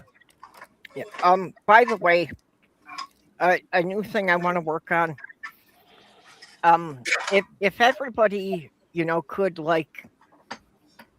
text me or email me their favorite jokes that they remember of Sloth Girl, or any jokes they remember of Sloth Girl, no matter how bad they were. I'm trying to compile as many of them as I can, and I'm thinking I'm going to start releasing them as shorts, as a series of the best of Sloth Girl. Well, I do remember one you said to me several weeks ago, Perps, that I actually got to use at work. Which one? It was the IKEA one. Oh, yeah. Because there was someone I was working with was putting up some shelves at work, and I sort of asked if it was IKEA. Oh no, so yeah, I did that joke about the which and they're like, oh, basically I got told to piss off after I delivered the punchline. So I did that in my support group, and I think the majority of people there actually were taking it as a serious news item until I got to the punchline. Yeah. IKEA. Isn't that what a terrorist says? IKEA? It all started out with a god named Thor. I did have to. I posted a stupid one on Facebook earlier, which is a stupid one that said I can't find anyone to talk about existentialism with. It's a bit of a niche subject. Oh dear. That reminds me of something I did today. Which, I always feel good when my students do well after I give them a lesson on Euler's number. The next day, I always sleep like a natural log. I was like, I wrote that and that is awful. It's like, why did? It's like one of the ones I remember the best is, I don't understand why Disney hasn't put advertisements on the Hulk. He's really just a giant banner. Yes, it all began with a god named Thor. There were Vikings and boats and some planes for a furniture store. It's not a bodega, it's not a mall, and they sell things for apartments smaller than mine, as if there were apartments and smaller than mine. IKEA, just some oak and some pine and a handful of Norsemen. IKEA, selling furniture for college kids and divorced men. Actually, when I lived in New York, broken IKEA furniture was my main source of lumber. I used to go around the night before garbage collection and pick up all the stuff from that the kids at the university had tossed out and recycle it all. Does anyone listen to Jonathan Colton here? What's that? Jonathan Colton. No. He's the one who did the song I was giving you the lyrics to called IKEA. Okay. He also did the end where you got that song from. It sounds good. He also did the end credits for the Portal games. Although he wasn't the one who sang them in the games, but still alive, want you gone. And he has a song called Are Your Brains. No, so I wonder. I'm proud the kid. He's probably like slightly mad at me because like the routine has been disrupted. Because it is the job of the human when she comes home to take a nap, so the kitty can supervise and make sure the nap goes well. Well, does the kitty have to pin you down in the nap just to make sure you don't get up too soon? That depends on her mood. But she's in charge of security, making sure, like, I don't know, no insects attack. Yeah, well, see, with Ethan, that's a requirement. He has to lay on my legs to make sure I don't try to use my legs until the nap time is over. Or occasionally or to protect against insect invasion. Yep.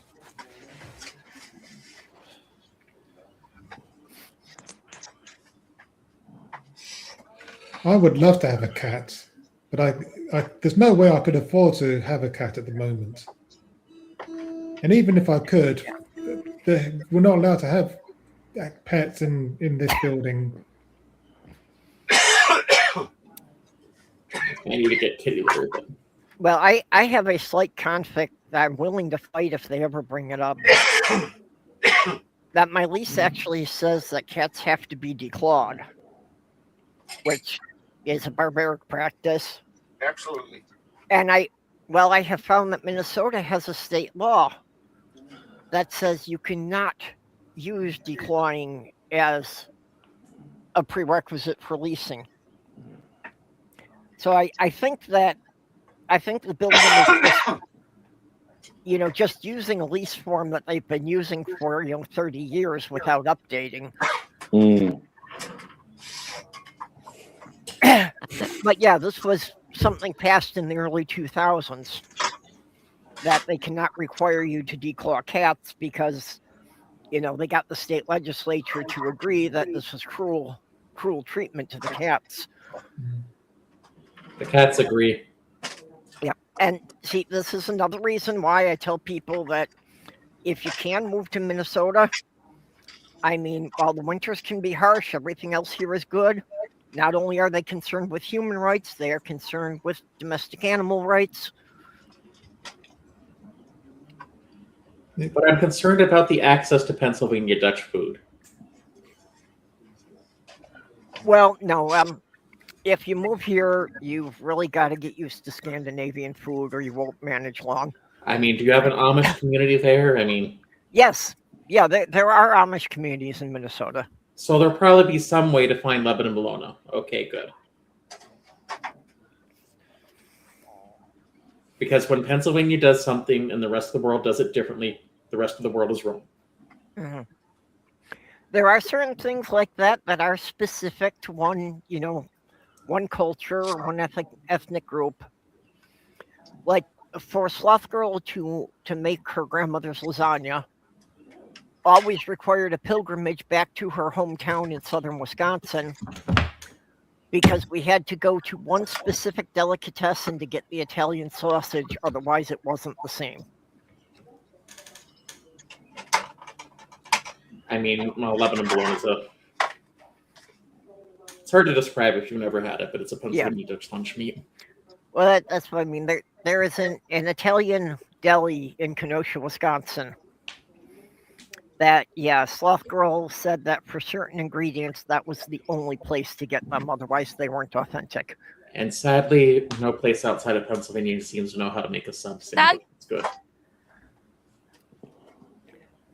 Commander, were you saying something? Oh, Commander's mic went out again. Stupid Mike. She was saying something.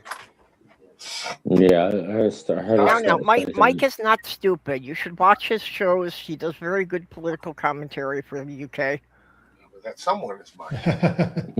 This is a thing called Mike.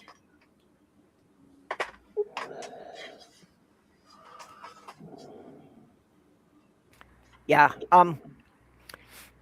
Just a warning to you, Sofa. Just do not go to open mic night if it is being held in a medical college. Yeah. I've got that meme somewhere. It says about autopsy club, and it was open mic night. I've got another good cartoon that somebody's on stage doing this announcement, and here's our keynote speaker, and he just gestures to the big woofer there, and his friend Mike. Yeah. Have to remember that one.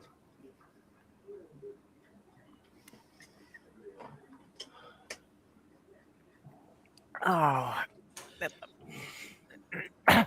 No, I was going to say, I think a lot of us are getting tired, though. Okay, well, we've been going 2 hours here. We could wind it up here. So let's just go around the room. Mike, I know you've been doing your political shows. Do you have, are you set up for your next one? When can people find you? Every Thursday at 10 p.m. British summertime. Okay. And what I do also, I post segments from each stream every day as well. So yeah. Okay. I mainly talk about British politics, but I do talk about American politics. Yeah, they are intertwined. So if you want to drop a link to your channel in the YouTube chat there. Yes, okay. Porpoise, what are you going to be doing now that the school year is wrapping up? Sleeping in. Good plan. Geez, I hate waking up at 5:30. I am the Sinister Porpoise. When you think of Sinister Porpoises, think of the Sinister Porpoise. You can follow me on Clapper, If you have that app, it's a TikTok clone, Mad Computer Scientist. I might be doing a little more content on the Sinister Porpoise channel over the summer now that I have a little extra time. But in honor of the late Jenny Morgan, be gay, do crimes, be excellent to each other, and so long, and thanks for all the fish.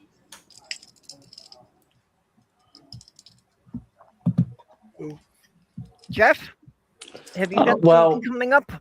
I've got nothing planned on the horizon as such, but I have just started dipping back into the old YouTubes in the past few weeks. Sorry, I can't post my link in the channel because I'm on my phone right now.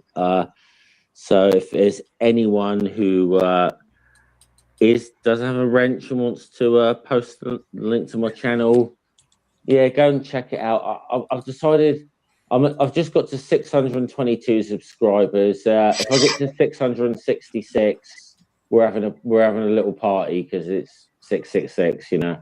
So of course. But yes, I am popping up. At least I'm trying to be a bit more, at least semi-regular now, you know. So no, I'm kind of trying to, I suppose, pivot a little bit. I suppose I'm sort of trying to delve into some more philosophical topics, even though I am not an expert in philosophy. But it's just something I have an interest in.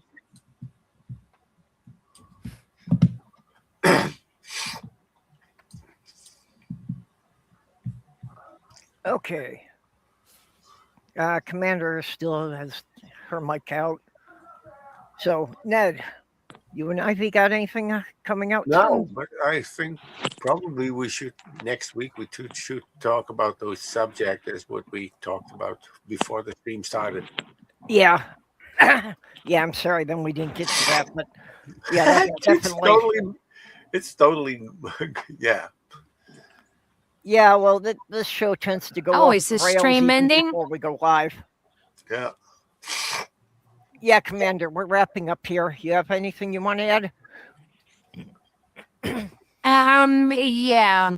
I went and searched for this when people mentioned Al Bundy and Married with Children. Al Bundy sells shoes all day long. Dreams of touchdowns, but the glory's gone. Peggy wanted a computer. She said it's the key. So Al dropped 2,500 reluctantly. Now it sits in the corner, glowing with spite, a useless machine in the living room light. Mocking poor Al, oh, it's such a scene, haunted forever by that taunting machine. Peg swore she'd use it to learn and to grow, but she's watching TV, reruns of a show. The manual's untouched, the keyboard's pristine. Al's wallet weeps for that digital dream. Now it sits in the corner, glowing with spite, a useless machine in the living room light. Mocking poor Al, oh, it's such a scene, haunted forever by that taunting machine. Yeah.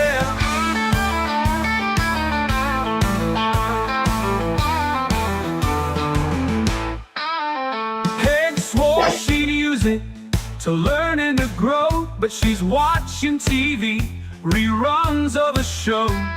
The manual's untouched, the keyboard's pristine. Al's wallet weeps for that digital dream. Now it sits in the corner, glowing with spite, a useless machine in the living room light. Mocking poor Al, oh, it's such a scene, haunted forever by that taunting machine. Turn it on, Peg says with a laugh so dry. It's the future, Al, give it a try. But Al just stares, hands on his hips, At 2,500 burn like 1,000 shifts. Mossy next door says sell it on eBay, but Al's too stubborn, it's here to stay. A monument to choices that don't make sense, a constant reminder of wasted expense. Well, that's it. Okay. Yeah. Good little Yeah, song. abrupt Good ending. little song. Oh, That well, was my favorite episode. Mm. The computer just sits there and taunts him, and Peg Well, never uses it. well, I'm sure. If Al was to fire up the machine now, I'm sure all the episodes of Psycho Dad would be available on YouTube, so he'd be quite happy. Psycho Dad. Mm. Well, I don't have anything going other than being back here next week at the same time, starting at 2 p.m. Central. I, of course, need to thank our subscribers who are paying for my internet. Red Hughes, Greg Hartwick, Junie, and Kitty the Atheist, Robert X, and we are still getting a grant from the late Lavender Lady. So I guess that will continue until that bank account runs out of money.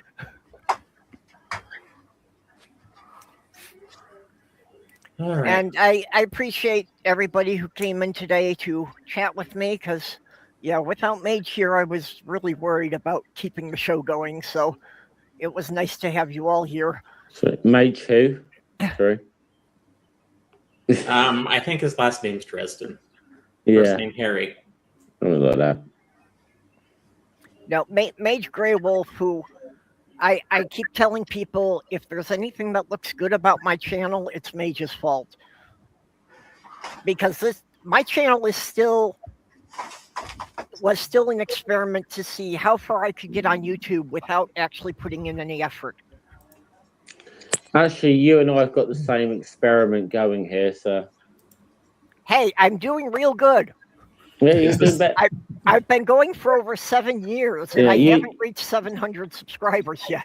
Oh, crikey! Yeah, so we're. I mean, you are a little bit ahead of me, I would say, but to be fair, I was gone for over a year and haven't done much. So. But hey, who would have kept doing weekly shows if they had gone this long without hitting 1,000 subscribers, right? Yeah, exactly. Oh, how about Ivy? 300 subscribers, 10 years. Oh, I didn't realize Ivy had been going that long. Yeah, 10 years. Over 10 years. 2015, I guess. You know what was interesting? When the DSA was getting about 100 subs a month, all of a sudden I wasn't allowed to post in a certain server anymore. Well, to be honest, though, I mean, when I started doing YouTube, I never thought I'd even get.